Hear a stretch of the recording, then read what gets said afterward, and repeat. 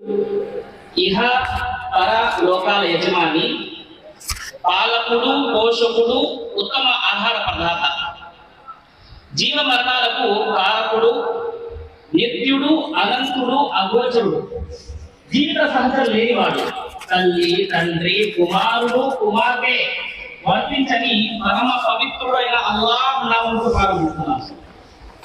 అల్లాహ్ సుబ్హానహు వ తఆలా మానవుడికి తల్లి గర్భంలో 9 మాసాల వరకు ఒక పటిష్టమైన స్థానాన్ని కల్పించి ఆహారాన్ని ప్రసాదించిన వాడు అల్లాహ్ సుబ్హానహు వ తఆలా.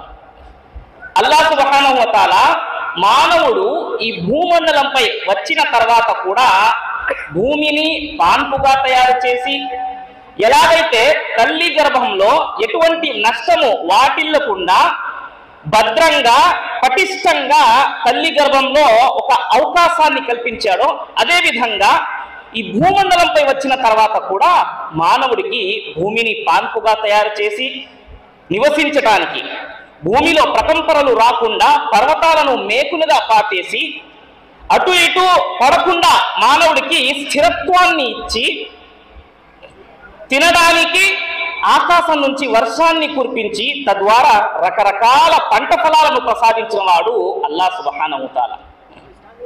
మానవుడితో పాటు ఈ భూమండలంపై నివసించే ప్రతి జీవకోటికి, అవి గాలిలో ఎగిరేటటి వాటివైనా సరే, మరియు నీటిలో ఈదేటటి వాటివైనా సరే, మరియు నేలపై పాకేటటి వాటివైనా సరే, ప్రతి జీవికి وما من دابة في الأرض إلا على الله رزقها يعلم مستقرها ومستودعها. ఈ భూమండలంపై నివసించే ప్రతి జీవకోటి అది ఎక్కడైతే నివసిస్తుందో దాని ప్రదేశాన్ని గ్రహించేవాడు, మరియు వాటికి అదే ప్రదేశంలో ఆహారాన్ని ప్రసాదించేవాడు అల్లాహ్ సుబ్హానహు వ తఆలా. ప్రవక్తలందరిపై అల్లాహ్ తరపు నుంచి శాంతి మరియు శుభాలు వర్షించుగాక. ప్రత్యేకంగా చిట్ట చివరి ప్రవక్త, కారుణ్యమూర్తి, హృదయాల విజేత ముహమ్మదుర్ రసూలుల్లాహ్ సల్లల్లాహు అలైహి వసల్లం వారిపై, ఆయన కుటుంబీకులపై, ఆయనను విశ్వసించి ఇహ పరలోకాలలో సాఫల్యం చెందిన సహాబాలందరిపై అల్లాహ్ తరపు నుంచి శాంతి మరియు శుభాలు వర్షించుగాక. ప్రియమైన సోదర సోదరిమణులారా, నేటి ఈ సభలో నాకు ప్రసంగించవలసిందిగా ఇవ్వబడిన అంశము ఇస్లాం యొక్క ప్రత్యేకతలు. ఏమిటండి ఇస్లాంకి ఉన్న ప్రత్యేకతలు ఏమిటి? మనలో ఎంతమందికి తెలుసండి? తెలీదు అంటే నేటి ఈ సభలో మనం తెలుసుకోవాల్సిన విషయం ప్రతి ఒక్కరికి ఎంతగానో ఉందండి. వాస్తవాలను గ్రహించడం అనేది ప్రతి వ్యక్తిపై ఉన్న బాధ్యత. ఇది నేటి ఈ సభలో ఇన్షాల్లా నేను ఖురాన్ మరియు ప్రవక్త సల్లల్లాహు అలైహి వసల్లం వారి యొక్క హదీస్ ప్రవచనాల వెలుగులో ఇస్లాంకి ఉన్న ప్రత్యేకతలు ఏమిటి అనేది ఇన్షాల్లా నేను బోధిస్తాను. అల్లాహ్ మనందరిని విని తర్వాత దాని ప్రకారంగా ఆచరించే భాగ్యాన్ని ప్రసాదించుగాక. ఆమీన్. సోదర సోదరిమణులారా, ముందుగా మనం తెలుసుకోవాల్సిన విషయం ఏంటంటే, సమాజంలో సహజంగా ప్రతి ఒక్కరూ అనుకునే విషయం ఏంటంటే, ఇస్లాం అంటే నేటికి 1400 సంవత్సరాలకు పూర్వము అరబు జాతిలో, అరబ్ ఎడారి ప్రాంతంలో, మక్కా అనే ఆ ఫలానా ప్రాంతంలో ప్రవక్త ముహమ్మద్ సల్లల్లాహు అలైహి వసల్లం వారు స్థాపించబడిన ఒక ధర్మము అని అనుకునే వాళ్ళు కూడా ఉన్నారు. మరియు ఇస్లాం అంటే మసీదులలో బోధించబడే ఖురాన్ అంటే కేవలం సాయిబుల గ్రంథమని, ముహమ్మద్ సల్లల్లాహు అలైహి వసల్లం వారంటే కేవలం ముస్లింల యొక్క ప్రవక్త, ఆయన నేటికి 1400 సంవత్సరాలకు పూర్వము మక్కాలో జన్మించారు అంతే అని అనుకునే వాళ్ళు కూడా సమాజంలో లేకపోలేరండి. అంటే ఇవన్నీ వాస్తవాలా? ఎంత మాత్రము వాస్తవం కాదండి. సరైన అవగాహన లేనందువలన ప్రతి ఒక్కరు కూడా ఇస్లాం అంటే సాయిబుల ధర్మము, హిందువులకి ధర్మం వేరండి, హిందువులకు దైవం వేరండి, క్రైస్తవులకు వేరే అండి, వాళ్ళ గ్రంథం వేరు, వీళ్ళ గ్రంథం వేరు, ఆ దేవుళ్ళందరూ ఒకటే అండి, ఆరాధించే కూడా ఆయన్నే. కాకపోతే పేర్లు మాత్రమే మారుస్తున్నారని చెప్పుకునే వాళ్ళు కూడా సమాజంలో లేకపోలేరండి. అదే వ్యక్తులని మనం ప్రశ్నిస్తే ఈ భూమండలాన్ని సృష్టించింది దేవుడా, దేవుళ్ళ అంటే ఏమిటండి అలా అంటున్నారు, దేవుడే కదా అనే వాళ్ళు కూడా ఉన్నారు. మరియు దేవుడు ఒక్కడే అంటే ఈ ఒక్క దైవాన్ని ఆరాధించే వాళ్ళు భూమండలంపై వాళ్ళు ఎవరు? దేవుడా అనేది ప్రశ్న ప్రతి వ్యక్తికి జీవితంలో వేధిస్తుంది. కాకపోతే ప్రాపంచిక జీవితంలో ప్రతి వ్యక్తి నిమగ్నమైపోయి ఏముందిలేండి, తాత ముత్తాతల కాలం నుంచి మనం ఆరాధించుకుంటూ వస్తున్నాము, ఏ దేవుణ్ణి ఆరాధించినా పైవాడినే కదా మనం ఆరాధిస్తున్నది, ఏ మార్గం నుంచి మనం వెళ్ళినా కూడా మన గమ్యానికి చేరుతాము అని ఇలాంటి లేనిపోని సమాధానాలు హృదయానికి ఇచ్చి తమ మన ఆత్మకు ఇచ్చేసి శాంతి పరుచుకుంటున్నారు వాళ్ళు.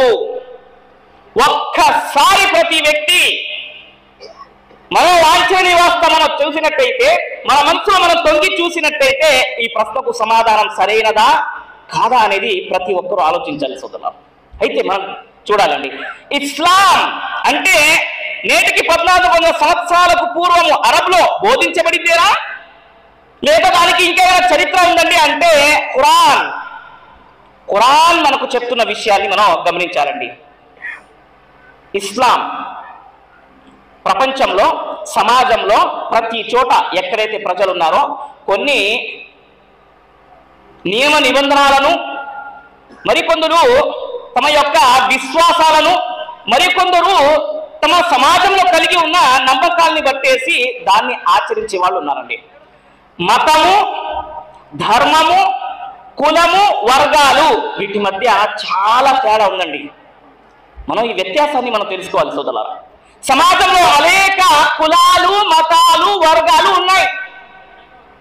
మతము వ్యక్తుల పేర్ల మీద, ప్రవక్తల పేర్ల మీద, లేదా పుణ్యాత్ముల పేర్ల మీద, గతంలో గడిచిన చనిపోయిన మనకన్నా ముందుకు వెళ్ళిపోయిన మహాపురుషుల మీద స్థాపించబడి ఉన్నాయి. సాయిబాబా వారిని ఆరాధించే వాళ్ళు ఒక కులం లాగా, ఒక వర్గం లాగా ఏర్పడిపోతున్నారు. ఇలాగా గతంలో వచ్చిన పుణ్యాత్ముని ఆరాధించి ఈ విధంగా ఒక ప్రత్యేకంగా తెగవారులాగా, ఒక మతంలాగా ఏర్పడుతున్నారు. మరియు మన సమాజంలో మనం చూసినట్టయితే కొన్ని ప్రాంతాలకి ఇవ్వబడిన పేర్ల మీద కూడా మతాలు, ధర్మాలు లేకపోలేదు సోదరులారా. అంటే ఈ కులాలు, మతాలు ఏ విధంగా అయితే ఉన్నాయో ఇస్లాం కూడా అదే విధంగా కాదండి. ఏంటంటే ఎలా చెప్తున్నారు కాస్త గమనించండి.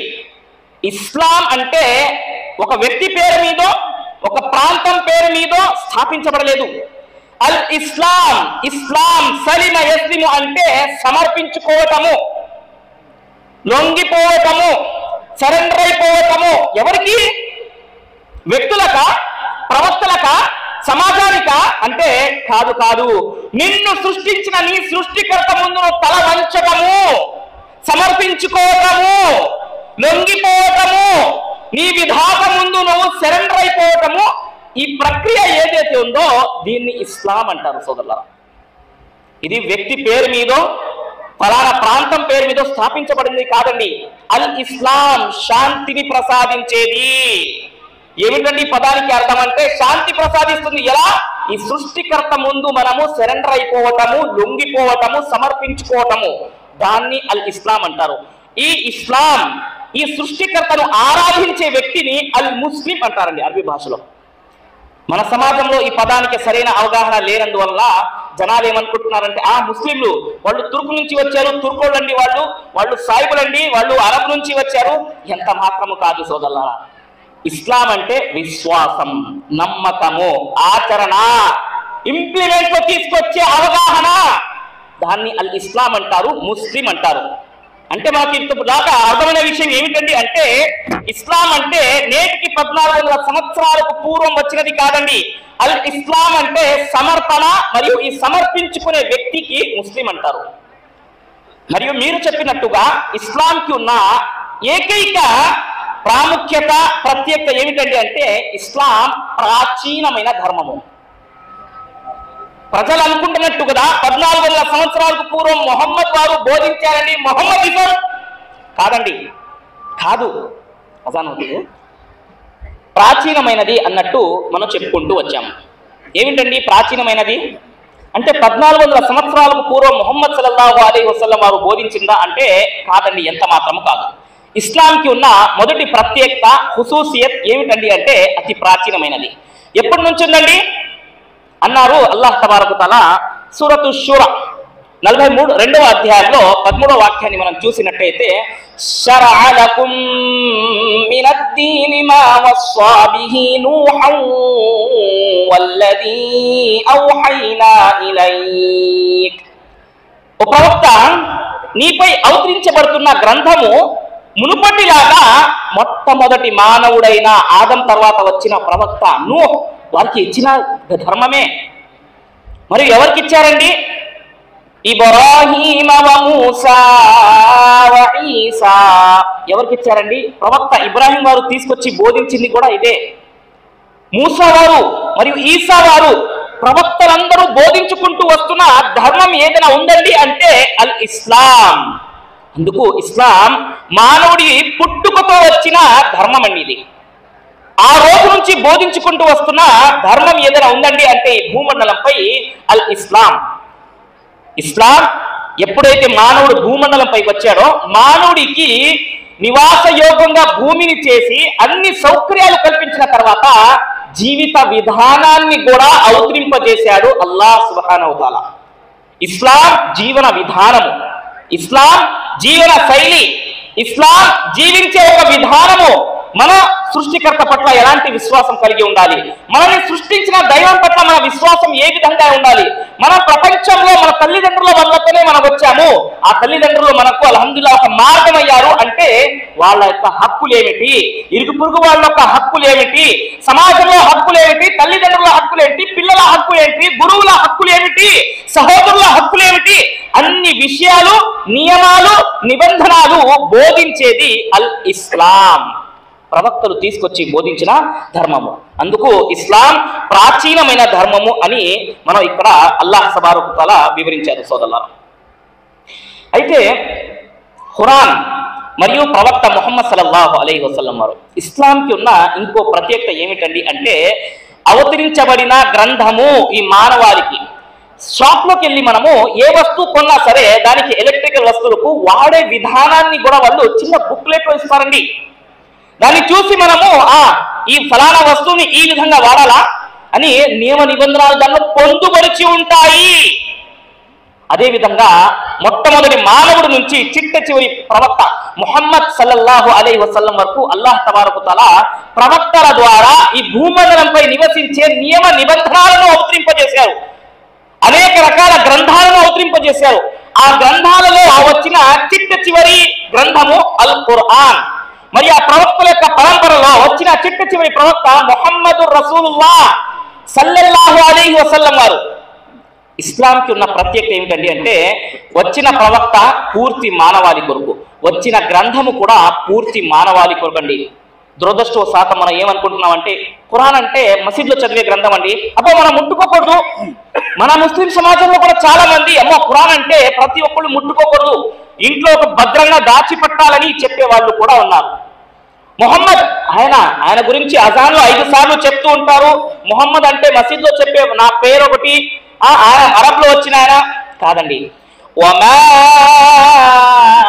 అర్సల్నాక ఇల్లా రహ్మతల్ లిల్ ఆలమీన్ అన్నారు అల్లాహ్ తబారక వ తఆలా. పూర్తి మానవాళి కొరకు రుజుదాయకరంగా నిన్ను నేను ప్రపంచించాను, ఉద్భవింపజేశాను ఒక ప్రవక్త మాదిరిగా పూర్తి మానవాళి కొరకు. సమాజం ఏమనుకుంటున్నారంటే ప్రవక్త మొహమ్మద్ అంటే ముస్లింల ప్రవక్త అనుకుంటున్నారు. ఖురాన్ సత్యం ప్రతి వ్యక్తికి వచ్చేసిందండి. తీర్పు మైదానంలో మీరు ఆ దైవానికి ఏం సమాధానం ఇస్తారనేది మీవై ఉన్నది. ఎక్కడ కూడా మొహమ్మద్ అంటే ప్రవక్త ముస్లింలకు వచ్చిన ప్రవక్త అని చెప్పబడలేదు, పూర్తి మానవాళి కొరకు వచ్చిన ప్రవక్త అని అల్లాహ్ తబారక వ తఆలా వివరిస్తున్నారు సోదరులారా. లఖద్ జాఅకుం కితాబుం ముబీన్. ఇంకో చోట అన్నారు లఖద్ జాఅకుం కితాబున్ ఫీహి జిక్రుకుం. మీ వద్దకు నేను ఖురాన్ గ్రంథాన్ని అవతరింపజేశాను, దీంట్లో మీ ప్రస్తావనే ఉంది. ముస్లింల ప్రస్తావన ఉంది, హిందువుల ప్రస్తావన లేదు, క్రైస్తవుల ప్రస్తావన ఉండదు, ఏమి చెప్పలేదండి. అక్కడ మానవాళి ప్రస్తావన దాంట్లో ఉందని చెప్తుంది. ఇలా ఉంటే ఈ ఖురాన్ ముస్లిందే అని చెప్పేవాళ్ళు ఎవరండి? ఇలా చెప్పి చెప్పి ఈ గ్రంథం నుంచి ప్రజలకు దూరం చేశారు. ఒక్కసారి చిత్తశుద్ధితో ఏకాగ్రతతో ఖురాన్ గ్రంథాన్ని తీసి చదివితే ఇది సాయిబుల గ్రంథమా, మానవాళి కొరకు వచ్చిన గ్రంథమా అనేది ప్రతి వ్యక్తికి అర్థమవుతుంది సోదరులారా. ఇక్కడ అర్థమైన విషయం ఏంటండి అంటే, వచ్చిన ప్రవక్త సర్వ మానవాళి కొరకు, తీసుకొచ్చిన గ్రంథము సర్వ మానవాళి కోసము అనేది మనకు ఇక్కడ స్పష్టమవుతుంది సోదరులారా. ఖురాన్ ఇస్లాం బోధించిన విషయాల్లో ఇంకో ప్రత్యేకత ఏమిటండి అంటే, మునుపటి గ్రంథాలు మార్చివేయబడ్డాయి, దాంట్లో ఉన్న సందేశం ప్రజలు మార్పు తార్పు చేశారు. ఖురాన్ చిట్ట చివరి గ్రంథము నేటికి 1400 సంవత్సరాలకు పూర్వము ప్రవక్త ముహమ్మద్ గారిపై ఎలాగైతే అవతరించబడిందో నేటికి స్టిల్ నా ఈ రోజుకు కూడా అలాగే ఒక్క ఒత్తు గాని పొల్లు గాని మారలేదు, మారదు కూడా అని అల్లాహ్ తబారకు తఆలా వాగ్దానం చేసి మరీ చెప్తున్నారండి. అన్నారు అల్లాహ్ తబారకు తఆలా, ఇన్నా నహ్ను నzzalna الذిక్ర వఇన్నా లహు లహాఫిజూన్. గ్రంథాలన్నిటిని అవతరింపజేసింది మేమే. ఈ చిట్ట చివరి గ్రంథము ఖురాన్, దీన్ని అవతరింపజేస్తున్నది కూడా మనమే. కనుక తీర్పు దినము వరకు దీంట్లో మార్పు చేర్పులు ఏవి ఉండదు, దీని యొక్క బాధ్యత కూడా మనదే, దీన్ని రక్షించే వాళ్ళు కూడా మేమే అని సర్వ సృష్టికర్త అయిన అల్లాహ్ సుబ్హానహు వ తఆలా వాగ్దానం చేస్తున్నారు సోదరులారా. మార్పు చేర్పులు లేవు సమాజంలో. ఆయన చెప్పారండి మంచి మాటలని, ఈయన చెప్పారు మంచి మాటలండి, గోల్డెన్ వర్డ్స్ ఉండవచ్చు, కానీ దేవుని మాటలు ప్రజలు చెప్పే మాటలు ఎన్నటికీ కూడా ఒకటి కాలేవు సోదరులారా. మంచి మాటలు చెప్తే బా ఎంత మంచోడని చెప్పుకుంటారు అంతే తప్ప ఆ మాటలు తీసుకొచ్చేసి దేవుని గ్రంథంలో చేర్చడం అనేది ఎంత మాత్రము కుదరదు. సమాజంలో కొన్ని గ్రంథాలు ఆయన చెప్పారండి, శిష్యులు చెప్పారండి, ఫలానా చెప్పారండి, ప్రవక్త ముహమ్మద్ గారు చెప్పిన మాటలు కూడా ఖురాన్లో తీసుకొచ్చి పొందపరచలేదు. ఎందుకంటే దేవుని గ్రంథం ఇది, ఆ గ్రంథానికి మానవుని మాటలకు దానికి వ్యత్యాసం ఉంది. ఖురాన్ పూర్తిగా అల్లాహ్ తబారకు తఆలా అవతరింపజేసిన వాక్యాలు, మార్పులు చేర్పులు లేవు, చిట్ట చివరి దినం వరకు అలాగే ఉంటుందని అల్లాహ్ తబారకు తఆలా వాగ్దానం చేస్తున్నారు సోదరులారా.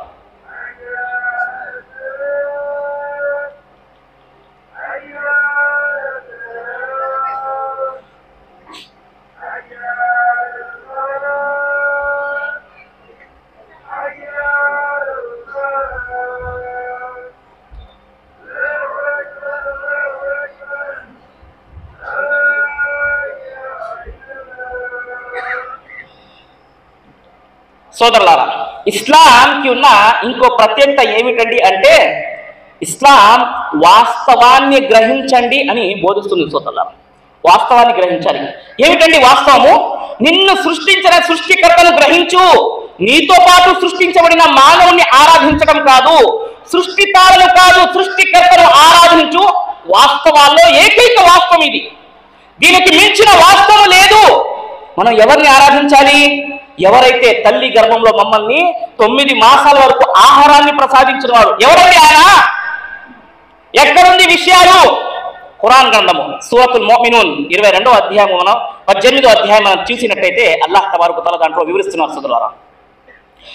వలఖద్ ఖలఖనల్ ఇన్సాన మిన్ సులాలతిన్ మిన్ తీన్ ثم جعلناه نطفة في قرار مكين ثم خلقنا النطفة علقة فخلقنا العلقة مضغة فخلقنا المضغة عظاما فكسونا العظام لحما ثم أنشأناه خلقا آخر فتبارك الله أحسن الخالقين. తల్లి గర్భంలో మొట్టమొదటిగా వీర్యపు బిందులాగా నువ్వు ప్రవేశించావు, గ్రహించు. తర్వాత దాన్ని రక్తపు ముద్దలాగా, మాంసపు ముద్దలాగా, ఆ మాంసపు ముద్దలో ఎముకలు తయారు చేసి 120 రోజుల తర్వాత దాంట్లో ప్రాణాలు పోసి 9 మాసాల వరకు దాన్ని భద్రంగా పరిచి నీ శరీరాన్ని అభివృద్ధిని పరిచి తర్వాత నీకు భూమండలంపై తీసుకొచ్చింది నేనే. అల్లాహ్ ఖురాన్ గ్రంథంలో సాక్ష్యం ఇస్తున్నారు సోదరులారా. నిన్ను నీ తల్లి గర్భంలో సృష్టించిన వాడిని ఆరాధించు. ఎవరైతే నీకు అక్కడ పోషించాడే ఈ నేల మీద కూడా ఆయనే పోషిస్తున్నాడు. వాస్తవం ఏమిటి? మనం చెట్టు నుంచి ఫలాలు పొందుతున్నాము, జంతువుల నుంచి పాలు ఇతర పదార్థాలు మనం పొందుతున్నాము. ఏదైతే అనుగ్రహాలు మనం పొందుతున్నామో ఆ అనుగ్రహాలు అనుభవించి వాళ్ళని గౌరవించాలి, సృష్టికర్తను ఆరాధించాలి. వాస్తవం ఇస్లాం ఇస్తున్న వాస్తవం ఇది. లైట్ నుంచి నేను కాంతి పొందుతున్నాను కనుక ఈ చీకట్లో నాకు వెలుతురు వచ్చిందని లైటే నాకు దైవము లేదండి, అవాస్తవం ఇది. వాస్తవం ఏంటంటే దైవం రాత్రిపూట చంద్రుణ్ణి మనకు కాంతిని వెదజల్లే విధంగా సమర్పించాడు అని, మరియు పగటి పూట మనకు వెలుతురుని ప్రసాదించడానికి సూర్యుడిని అమర్చాడు. అక్కడ అన్నారు లా తస్జుదూ లిశ్శంసి వలా లిల్ ఖమ్ర్ వస్జుదూ లిల్లాహిల్లదీ ఖలఖహున్న ఇన్ కుంతుం ఇయ్యాహు తఅబుదూన్. వాస్తవం ఈ సూర్యచంద్రుల్ని కాదు ఆరాధించటము, ఈ సూర్యచంద్రుని ఎవరైతే సృష్టించి మానవాళి కొరకు పెట్టాడే ఆయన మీ దైవం, ఆయన్ని ఆరాధించండి అని అల్లాహ్ తబారక్ తఆలా చెప్తున్నారు. సోదరులారా, పాలు త్రాగుతున్నాము, ఆవు మనకు దైవం. ఆ ఆవుని సృష్టించిన ఆ దైవం మనకు ఆయన కూడా సృష్టించారు, వాటి ద్వారా మార్గాల్ని మనకు ప్రసాదించారు. వాస్తవాన్ని గ్రహించండి అని ఇస్లాం బోధిస్తుంది. సోదరులారా, వాస్తవాన్ని గ్రహించాలి. మనకు సృష్టించిన వాడు ఎవడు? కేవలం మన లబ్ధి కొరకు, మన పొందే రూపాయి లాభం కొరకు మనము కస్టమర్ల దేవుళ్ళకు స్వాగతం, కస్టమర్లని కూడా దేవుళ్ళు చేసేస్తున్నారండి సమాజంలో. ఏంటంటే రూపాయి వస్తుంది, వ్యాధి నయం అవుతుంది ఎక్కడంటే ఆయనకి వెళ్ళి నువ్వే దేవుడు, డాక్టర్ దేవుడు అని చెప్తున్నారు. పదానికి మీరు న్యాయం చేస్తున్నారా, అన్యాయం చేస్తున్నారా? దేవుడు అంటే అంతగా మనకు చిలుకుతం అయిపోయిందండి ఈ పదము. దైవము ఎవరు? భూమి ఆకాశాన్ని త్రిత్వాన్ని ప్రసాదించిన వాడు, ఏ స్తంభము లేకుండా ఆకాశాలను నిర్మించిన వాడు. అల్లాహుల్లదీ ఖలఖస్ సమావాతి వల్ అర్ద్, భూమి ఆకాశాన్ని సృష్టించిన వాడే మీ దైవము. ఆయన అల్లాహ్ అన్నారు ఇన్ననీ అనల్లాహ్. వాస్తవం నేనే మీ దైవాన్ని, అల్లాహ్ నా పేరు. లా ఇలాహ ఇల్లా అన ఫఅబుద్ని, నా తప్ప మరో ఆరాధ్యుడు లేడు. ఈ భూమిలో, ఈ ఆకాశంలో ఇవన్నీ కూడా నేను సృష్టించినవే, నా ఆస్తి అని అల్లాహ్ తబారక్ తఆలా వాస్తవాన్ని గ్రహిస్తున్నాడండి. అల్లాహ్ అంటే మనం సాయిబుల దేవుళ్ళు అనుకుంటున్నారండి, కాదండి. పూర్తి మానవాళికి దైవం అండి ఆయన, పూర్తి మానవాళికి. అల్లాహ్ ముస్లింల దేవుడు అంటే హిందువులకు దేవుడు ఏమండి? ముస్లింలు ఒక రకంగా సృష్టించబడ్డారు, హిందువులు ఒక రకంగా సృష్టించబడ్డారు, క్రైస్తవులు ఒక రకంగా సృష్టించబడ్డారు. అలా ఉన్నారా? లేదండి. ఎక్కడ చూసినా రెండు చేతులు, రెండు కాళ్ళు, ముక్కులు, ముఖము అన్ని అదే విధంగా, మన శరీరంలో ప్రవహించే రక్తము కూడా అదే. ఏమిటండి అది? వాస్తవం. ఇస్లాం అంది, ఇస్లాం కింద ఇంకో ప్రత్యేకత, మానవుల్లో కుల, మత, వర్గ ఈ భేదాల వల్ల మీరు చీలిపోమాకండి. ఎందుకండి? ఖురాన్ గ్రంథంలో అల్లాహ్ తబారక్ తఆలా సూరా నిసా 4వ అధ్యాయంలో అన్నారు, యా అయ్యుహన్ నాసు అబుదు రబ్బకుముల్లదీ ఖలఖకుం మిన్ నఫ్సిన్ వాహిదా. ఓ మానవులారా, మిమ్మల్ని, మీ పూర్వీకుల్ని, పూర్తి మానవాళిని ఆయన ఒకే జంటతో సృష్టించాడు. وخلق منها زوجها وبث منهما رجالا كثيرا ونساء. ఆ జంట ద్వారానే ప్రపంచంలో ఇంతమంది మానవులు ఉనికిలోకి వచ్చారు. వత్తఖుల్లాహ అల్లదీ తసాఅలూన బిహి వల్ అర్హామ్. వాస్తవాన్ని వివరించండి. సాయిబులు వేరు, వాళ్ళు వీరు ఎక్కడ కూడా లేదండి. కుల, మత, వర్గాలు దీనికి ఎటువంటి తావు లేదు ఇస్లాం ధర్మంలో. మానవులందరూ కూడా ఒకే జంటకి వచ్చిన వాళ్ళు పిల్లలు మాత్రమే. ఆ హిందూ అయినా, ఫలానైనా మీరందరూ సహోదరులు. మీ తండ్రి, తల్లి ఆదం, హవ్వ మొట్టమొదటిగా వచ్చిన వాళ్ళని ఖురాన్ గ్రంథం మనకు సాక్ష్యం ఇస్తుందండి. కులాలను బట్టి మీరు వేరైపోమాకండి, వర్గాలను బట్టేసి ఫలానా వాళ్ళకు వీళ్ళకు పడదు, వాళ్ళు వస్తే మనం కాదు లేదండి. ఇస్లాం ధర్మంలో లేదండి. ఇస్లాంకు ఉన్న ప్రత్యేకతలో ఏకైక ప్రత్యేకత ఏమిటంటే అందరూ ఒకే తల్లి మరియు ఒకే తండ్రి. ఆ జంటకు వచ్చిన పిల్లలు మీరే. చిట్ట చివరి ప్రవక్త ముహమ్మదు రసూలుల్లాహ్ సల్లల్లాహు అలైహి వసల్లం వారు పూర్తి జీవితంలో ఒక్క హజ్ యాత్రకు బయలుదేరారండి. మదీనాకి, మక్కాకి, మదీనా నుంచి అనేక మంది 1,00,000కు పైగా వ్యక్తులను తీసుకొని మక్కాకు బయలుదేరారు. ప్రవక్త ముహమ్మద్ సల్లల్లాహు అలైహి వసల్లం వారు జనసమూహం చూస్తున్నారు, ప్రజలందరూ వచ్చి నిలబడ్డారు. అలాంటి సందర్భంలో ప్రవక్త ముహమ్మదు రసూలుల్లాహ్ సల్లల్లాహు అలైహి వసల్లం వారు ఇప్పుడు ఇంతమందిని ఒకేసారి కలిశారు, మళ్ళీ కలుస్తారో లేదో గ్యారంటీ లేదు. అలాంటి సందర్భంలో ఎలాంటి మాటలు వస్తాయండి నోటి నుంచి? చిట్ట చివరి పలుకులు. దీని తర్వాత మళ్ళీ కలుస్తామో లేదో తెలియదు. అలాంటి సందర్భంలో ముహమ్మదు రసూలుల్లాహ్ సల్లల్లాహు అలైహి వసల్లం, యా అయ్యుహన్నాస్ కుల్లుకుమ్ మిన్ ఆదం వ ఆదము మిన్ తురాబ్, మానవులారా అందరూ ఒకే జంట నుంచి వచ్చారు మరియు ఆదం మట్టితో సృష్టించబడ్డారు అన్నారు. లా ఫద్ల లి అరబియ్యిన్ వలా లి అజమియ్యిన్ అన్నారు. మీలో తెల్లవారికి నల్లవాడి మీద, నల్లవాడికి తెల్లవాడి మీద, అరబుకి అరేబియన్ల మీద ఎటువంటి ప్రాధాన్యత లేదు. చూడండి, ఇక్కడ నేను షేక్ అని, నేను ఫలా కులానికి చెందినవాడు, నేను గొప్ప అంటే నేను గొప్ప అన్నట్టు యుద్ధాలు జరుగుతున్నాయండి, రాజకీయాలు నడుస్తున్నాయి కేవలం ఈ కులాలు మతాలు తీసుకొచ్చేసి. కానీ ముహమ్మదు రసూలుల్లాహ్ ఇచ్చిన సందేశం ఏమిటండి? ఇస్లాంకి ఉన్న ప్రత్యేకత వివరించారు. అన్నారు, ఎవరి మీద ఎటువంటి ప్రాధాన్యత లేదండి, ఏమీ లేదు. నల్లవారికి తెల్లవారి మీద ఏ ప్రాధాన్యత లేదు. ఇన్న అక్రమకుమ్ ఇందల్లాహి అత్కాకుమ్ అన్నారు దైవ ప్రవక్త ముహమ్మదు రసూలుల్లాహ్ సల్లల్లాహు అలైహి వసల్లం వారు. అన్నారు, మీలో అల్లాహ్ వద్ద ఉత్తమైన వాడు ఎవరో తెలుసా? షేక్ వంశానికి చెందినవాడు కాదు, ఆయన ఫలా పఠాన్ వంశానికి చెందినవాడు కాదు, ఇమాం గారు కాదు. ఎవరండి? మీలో అత్యధికంగా అల్లాహ్కు భయపడేవాడు, దైవభీతి కలిగి ఉన్నవాడు మాత్రమే ఉన్నతుడు, గొప్పమైన వాడని చిట్ట చివరి ప్రవక్త ముహమ్మదు రసూలుల్లాహ్ సందేశం ఇచ్చారు. సోదరులారా, మనం ఈ భూమండలంపై దేవుడు ఒకే జంటను పంపించి సంతానం ఇస్తే ఇక్కడ కులాలుగా మారిపోయి, వర్గాలుగా మారిపోయి, చీలిపోయి చిన్న భిన్నమైపోయారు జనాలు. ఏమిటంటే మనకు వచ్చినట్టుగా మనం చేస్తున్నాం, మనకు నచ్చినట్టుగా మనం ఆరాధించుకుంటున్నాం. నువ్వు ఎవరు చెప్పడానికి? నువ్వు ఎవరు అంటున్నారు సోదరులారా? దేవుని గ్రంథాన్ని విమర్శిస్తున్నారు. చూడండి, అయితే ఇక్కడ మనం తెలుసుకోవాల్సిన విషయం ఏంటంటే ఇస్లాంలో అందరికీ సమానమైన హక్కును ఇవ్వడం జరిగింది. ఫలానా వ్యక్తి, ఆ వ్యక్తి, ఈ వ్యక్తి, ఈయన ఈ కులము, ఈయన ఈ వర్గము, షేక్, దీనికి అసలు ఎటువంటి తావు లేదు. తర్వాత వచ్చేసి ఇస్లాం ఇచ్చిన హక్కులలో, గౌరవంలో నల్లవాడైన హజరత్ బిలాల్ రలియల్లాహు తఆలా అన్హు. చూడండి, ఇస్లాంలో అసలు అంటుగాని తలం ఫలానా దీనికి ఎటువంటి అసలు ఛాన్సే లేదు.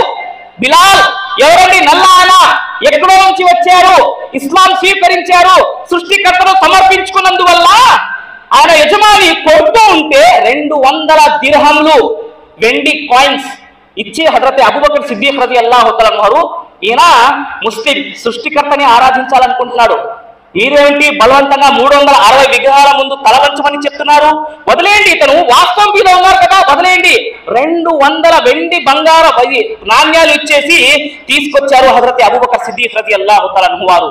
ఆయన దైవభీతి, బిలాల్ వారి దైవభీతి ఎంతవరకు అండి, ఎంతగా గొప్పగా ఆ వ్యక్తి తీర్చబడ్డాడంటే చిట్ట చివరిగా ప్రవక్త ముహమ్మదు రసూలుల్లాహ్ భుజాలపై ఎక్కించని కాబాపై ఎక్కి అజాన్ ఇవ్వండి అని చెప్పారండి. చూడండి, నల్లవాడైతే మసీద్లో రాకూడదు, ఫలానా వాడైతే రాకూడదు, ఇస్లాం ధర్మం లేదండి. నల్లవాడికి కాబతుల్లా పైకి ఎక్కించి అజాన్ ఇవ్వమని చెప్పారు ప్రవక్త ముహమ్మదు రసూలుల్లాహ్ సల్లల్లాహు అలైహి వసల్లం వారు. సోదరులారా, మార్పు చూడండి, సమాజంలో ఇటువంటి దుష్ప్రచారాలు మరియు ఏదైతే అవాస్తవాలు ఉన్నాయో అవి దూరం అయిపోవాలి అంటే ఒక్కసారి ఖురాన్ గ్రంథాన్ని ప్రతి వ్యక్తి పరిశీలించాలి సోదరులారా. నిష్పక్షపాతమైన హృదయంతో అటు ఇటు కాదు, మనది వాళ్ళది కాదు, పూర్తి మానవాళి గ్రంథము అని ఒక్కసారి ఖురాన్ని పరిశీలించాలి సోదరులారా. ఒక్కసారి ఖురాన్ గ్రంథాన్ని మనం పరిశీలించాలి సోదరులారా. ఇస్లాం కల్పించిన వాస్తవాలు, ఇస్లాంకి ఉన్న ప్రత్యేకతలో ఇంకో ప్రత్యేకత ఏమిటంటే స్త్రీకి సరి అయిన హక్కు కల్పించింది ఇస్లాం. స్త్రీకి అసలైన హక్కు, వాస్తవాలు ఎవరైనా ఇచ్చారండి అంటే అది ఇస్లాంకి మాత్రమే సాధ్యం సోదరులారా. నేను ఇస్లాం స్త్రీకి దేవత చేసింది అని చెప్పట్లేదండి. ఒక వ్యక్తికి నువ్వు దేవుడు అంటే ఇది న్యాయమా? ఏమిటండి ఇది? గౌరవమా? దేవుడు అన్న ఈ పదానికి మీరు అగౌరవపరుస్తున్నారు. స్త్రీ ముందు మానవుడికి మానవుడిలా చూస్తేనే కదా సమానత్వం వస్తుంది. మన సమాజంలో జరుగుతున్నది ఇదేనండి. స్త్రీకి మనం గౌరవిస్తున్నాము అని స్త్రీకి తీసుకెళ్లి దేవుని యొక్క స్థానంలో కూర్చోబెట్టేసి దేవత అని చెప్తున్నారు సోదరులారా. ఇస్లాం స్త్రీకి ముందు మానవుడి యొక్క స్థానాన్ని కల్పించి, తర్వాత స్త్రీకి కావాల్సిన ఒక చెల్లి రూపంలో, కూతురు రూపంలో, భార్య రూపంలో, అమ్మ రూపంలో, ప్రతి రూపంలో ఒక హక్కును కల్పించి ఉన్నతమైన స్థానాన్ని కల్పించింది ఇస్లాం. తల్లి అయితే తల్లి పాదాల కింద స్వర్గం ఉంది, కూతురు అయితే నరకానికి ఒక అడ్డు తెర లాంటిది. ఏ వ్యక్తి అయితే తల్లి సేవ చేసి వాళ్ళకు కృతజ్ఞతలు తీసుకుని ప్రార్థన తీసుకుంటే ఆ వ్యక్తి స్వర్గవాసి అని చెప్పారు సోదరులారా. చూడండి, ఇస్లాం సరైన హక్కుని కల్పించింది స్త్రీకి. స్త్రీని దేవతలా చేయలేదండి. అలా చేసి జనాలు మేము గౌరవించామనుకుంటున్నారు, అగౌరవాన్ని పరుస్తున్నారు. మీరు దేవుడికి మీరు ఇస్తున్న గౌరవం ఇదేనా? దేవుడితో పాటు తీసుకొచ్చేసి మరొక సృష్టిని మీరు అక్కడ అంటకడుతున్నారు సోదరులారా. ఇది ఎంతవరకు వాస్తవం? సృష్టికర్త ఆ పేరు, ఆ గౌరవము, ఆ ఉన్నతము, దాన్ని మనం తీసుకొచ్చేసి మానవుడితో కల్పిస్తున్నాము సోదరులారా. కాస్త ఆలోచించండి, మనం చేస్తున్నది వాస్తవమా అవాస్తవమా? ఇది ఎంతవరకు న్యాయము? కానీ ఇస్లాం స్త్రీకి స్త్రీ రూపము, కూతురు అయితే దానికి ఏంటి హక్కు, మరియు భార్య అయితే దానికి హక్కు ఇస్లాం కల్పించింది సోదరులారా. ఏ భార్య అయితే భర్తకు ఉత్తమ రీతిలో చూసుకుంటూ ప్రతి హక్కుని చెల్లిస్తే తీర్పు మైదానంలో ఆ స్త్రీ స్వర్గంలో ఉంటుందని దైవ ప్రవక్త సల్లల్లాహు అలైహి వసల్లం వారు బోధించారు సోదరులారా, బోధించారు.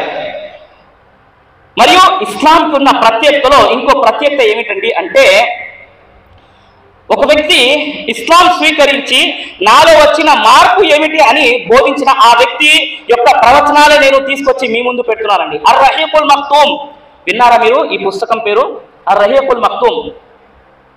యూపీకి చెంది బనారస్కి చెందిన ఒక వ్యక్తి ఎడారి ప్రాంతంలో పుట్టిన మొహమ్మద్ ప్రవక్త ఆయన జీవితంపై ఒక గ్రంథాన్ని రాశారు. దాన్ని అర్-రహీకుల్ మక్తూమ్ అంటారండి. దాంట్లో అరబులో 360 విగ్రహాలను ఆరాధించే వాళ్ళ మధ్యలో ఒక వ్యక్తి ఇస్లాం స్వీకరించి హబ్షా అక్కడ వెళ్ళిపోయి అక్కడ నివసిస్తూ ఉంటే, మక్కా నుంచి కొందరు వెళ్ళిపోయి మనోళ్ళు మీ వద్దకు వచ్చేసారు, వాళ్ళని తరిమి కొట్టేమని మన ఊరు వాళ్ళు పంపించారు, వాళ్ళని మనకు తిరిగి ఇచ్చేయండి అని వెళ్ళారు వాళ్ళు తీసుకురావడానికి. ఆ హబ్షాకి చెందిన చక్రవర్తి ఆయన క్రైస్తవుడు అన్నారు, అలానా ఒకసారి వచ్చిన మక్కా నుంచి వచ్చిన వాళ్ళందరినీ పిలవండి అన్నారు. వాళ్ళు వచ్చారు. దాంట్లో హజరత్ జాఫర్ రజియల్లాహు తఆలా అన్హు వారు ఉన్నారు. 82 మంది వెళ్ళారు మక్కా నుంచి తల దాచుకోవడానికి. సృష్టికర్తను ఆరాధిస్తూ ఉంటే వాళ్ళపై దౌర్జన్యాలు అది భరించలేక, చిత్రహింసలు భరించలేక హబ్షాకి వెళ్ళిపోతే అక్కడ కూడా వెళ్ళి వాళ్ళపై దౌర్జన్యాలకి పాల్పడితే ఆ రాజు పిలిస్తే వచ్చారు. అందరూ 82 మంది వచ్చారండి. వచ్చి ఆ చక్రవర్తి ముందు నిలబడ్డారు. మక్కా నుంచి వచ్చిన వాళ్ళు అన్నారు, వీళ్ళే పంపించండి వీళ్ళని మక్కాకి అన్నారు.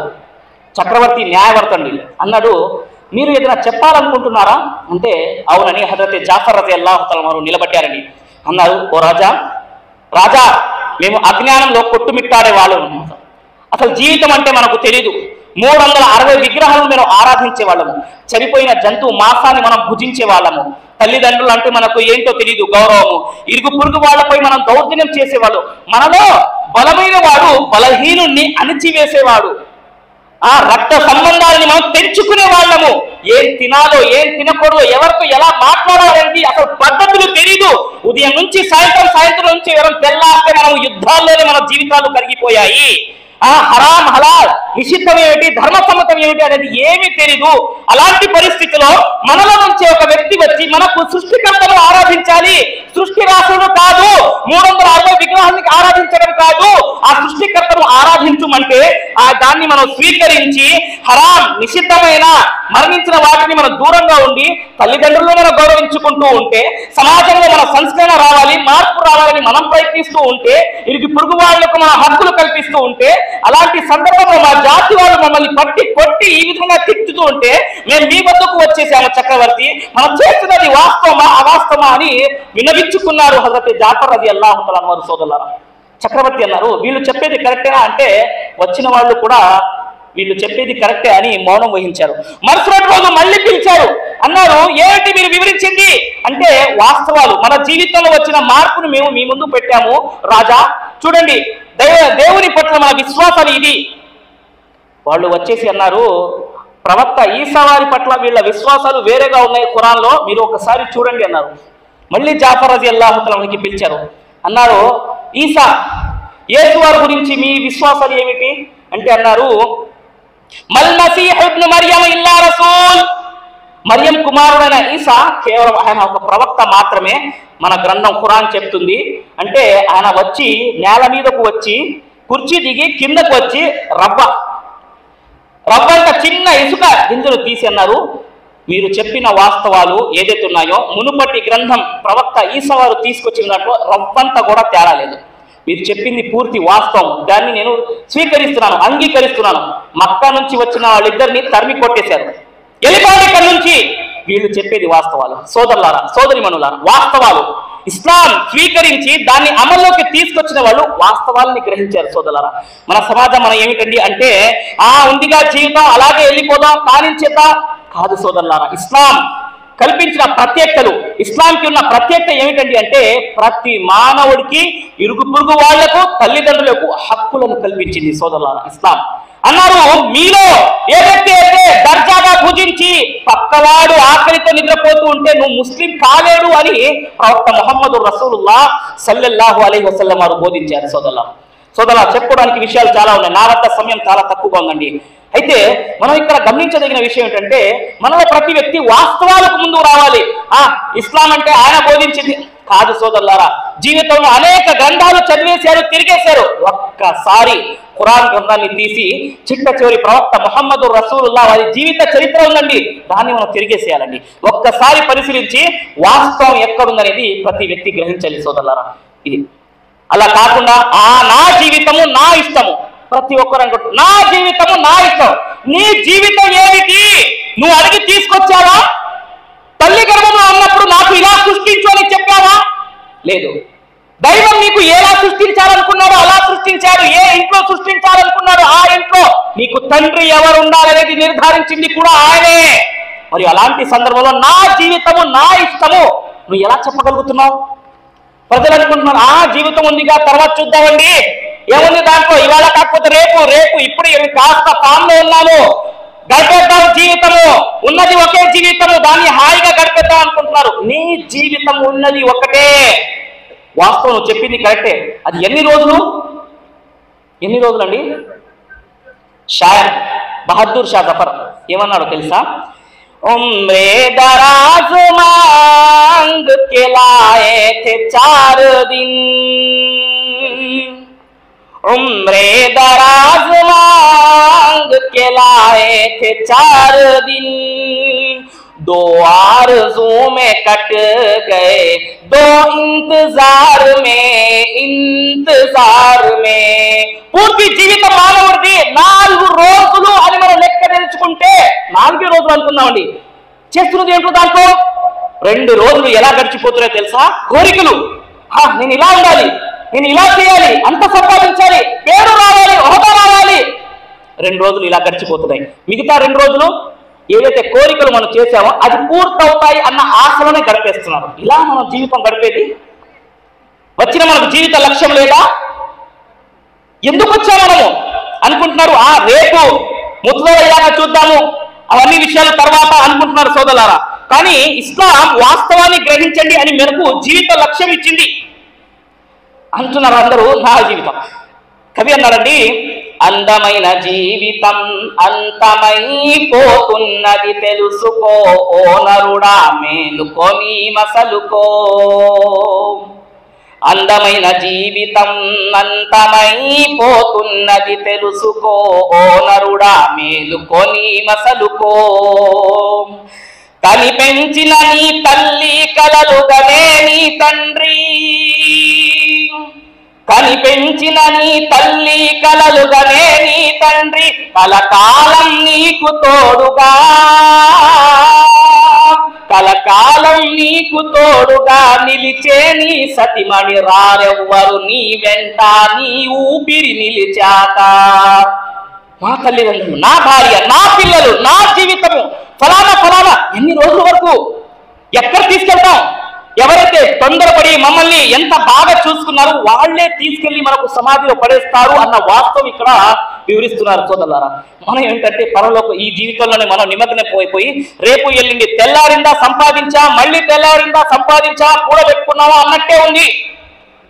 పరలోక జీవితం ఒకటుంది సోదరా, పరలోక జీవితం ఒకటుంది సోదరా, మరణించిన అంతరం తెలిసేది సత్యము. మరణించిన తర్వాత ఇవన్నీ తెలుస్తాయండి.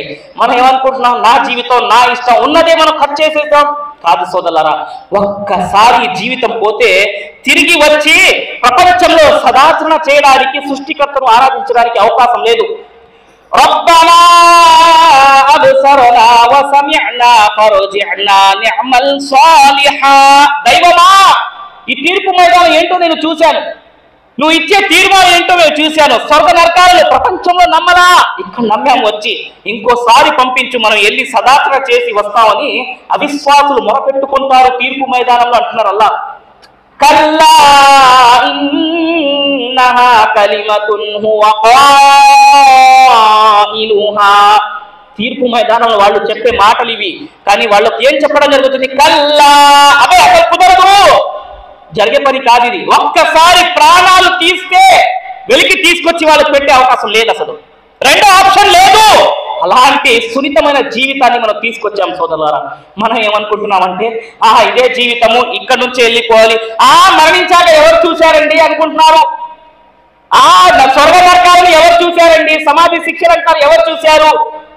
లేకపోతే ఓకే, అవన్నీ లేవండి. ఒకవేళ ఉంటే ఏదైనా ఆప్షన్ ఉందా మీ దగ్గర? సమాధి శిక్ష లేదని ఇక్కడ చెప్తున్నా, అక్కడ వెళ్ళి చూశాము, రావగలుగుతావా? మళ్ళీ స్వర్గ నరకాలను తిరస్కరించారు, అక్కడ వెళ్ళి చూశారు, మళ్ళీ రావగలుగుతావా? దైవమా, గ్రహించలేదు, అక్కడ వెళ్ళి చూశారు, మళ్ళీ వచ్చే అవకాశం ఉందా? లేదు సోదరులారా. అలాంటప్పుడు మనం చూడండి, వివేకవంతుడు ఎవరంటే అల్ కైయస్ మన్ దాన నఫ్సహు వ అమిల లిమా బఅదల్ మౌత్. అతి వివేకుడు, సంపన్నుడు ఎవరంటే ప్రపంచంలోనే మరణాంతర జీవితం గురించి గ్రహించి దాని ప్రకారంగా జీవితాన్ని గడిపేవారు. సమయం ఇచ్చింది, అయిపోయింది సోదరులారా. చిట్ట చివరిలో అల్లాహ్ తబారక్ తఆలాతో దువా చేస్తున్నాను. అల్లాహ్ తబారక్ తఆలా ఇస్లాం యొక్క వాస్తవాలు, జీవితానికి సంబంధించి విన్న విషయాలు ఏవైతున్నాయో ముందు నన్ను, తర్వాత మనందరినీ దాని ప్రకారంగా ఆచరించే భాగ్యాన్ని ప్రసాదించుగాక. ఆమీన్. వాఖిరు దవానా అల్హమ్దులిల్లాహి రబ్బిల్ ఆలమీన్.